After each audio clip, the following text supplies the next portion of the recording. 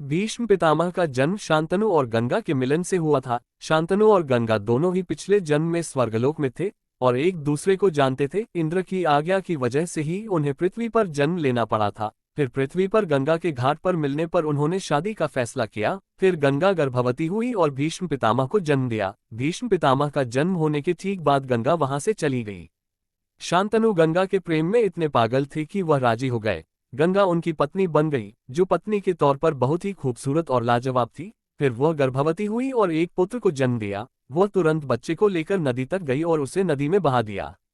शांतनु को विश्वास नहीं हो रहा था कि उनकी पत्नी ने उनके पहले पुत्र को नदी में डुबो दिया। उनका हृदय फट रहा था, लेकिन उन्हें याद आया कि अगर उन्होंने वजह पूछी तो गंगा चली जाएगी। जो शख्स पहले खुशी और प्रेम में उड़ता फिर रहा था, वह दुख से जड़ हो गया और अपनी पत्नी से डरने लगा। मगर फिर भी वह गंगा से बहुत प्रेम करते थे। दोनों साथ साथ रहते रहे। गंगा ने एक और पुत्र को जन्म दिया। वह बिना एक भी शब्द बोले जाकर बच्चे को नदी में डुबो आई। शांतनु पागल हो उठे, उनसे बर्दाश्त नहीं हो रहा था, मगर वह जानते थे कि उन्होंने एक भी शब्द कहा तो वह चली जाएगी। दूसरे बच्चे, तीसरे बच्चे से लेकर 7वें बच्चे तक ये सिलसिला जारी रहा। शांतनु बुरी तरह आतंकित हो गए थे। वह अपनी पत्नी से खौफ खाने लगे, क्योंकि वह उनके नवजात शिशुओं को नदी में डुबो दे रही थी। जब 8वें बच्चे का जन्म हुआ तो शांतनु असहाय की तरह गंगा के पीछे पीछे नदी तक गए। जब वह बच्चे को डुबोने ही वाली थी कि शांतनु ने जाकर बच्चे को छीन लिया और बोले, अब बहुत हो गया, तुम यह अमानवीय हरकत क्यों कर रही हो? गंगा बोली, आपने शर्त तोड़ दी है, अब मुझे जाना होगा, मगर जाने से पहले मैं आपको कारण जरूर बताऊंगी। आपने वशिष्ठ ऋषि के बारे में सुना होगा। वशिष्ठ अपने आश्रम में रहते थे और उनके पास नंदिनी नाम की एक गाय थी, जिसमें दैवी गुण थे। एक दिन 8 वसु अपनी पत्नियों के साथ विमानों में बैठकर पृथ्वी पर छुट्टियां मनाने गए। वे वशिष्ठ के आश्रम से गुजरे और उन्होंने अविश्वसनीय दैवी गुणों वाली नंदिनी गाय को देखा। एक वसु प्रभास की पत्नी ने कहा, मुझे वह गाय चाहिए।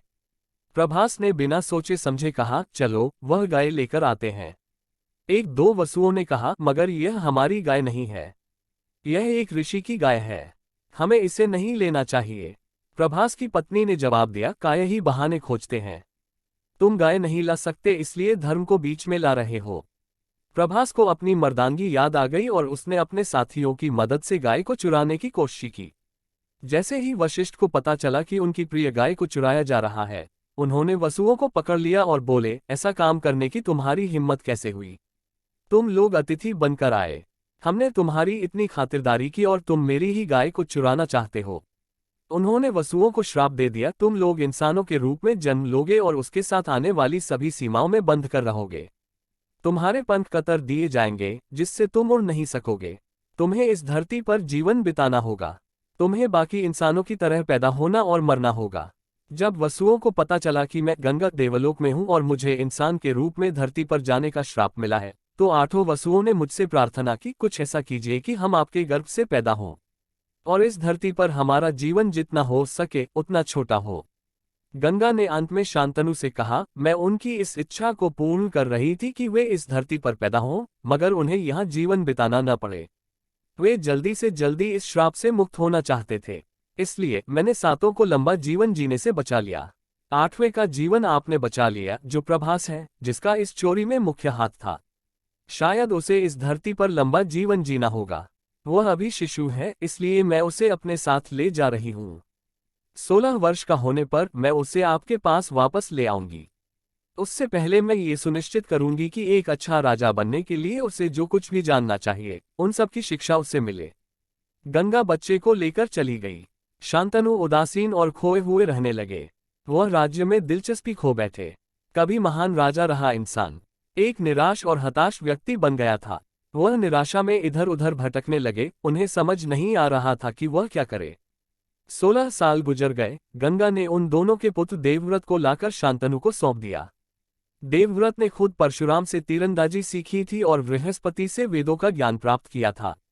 उसने सबसे काबिल गुरुओं से हर चीज की शिक्षा प्राप्त की थी और अब वह राजा बनने के लिए तैयार था।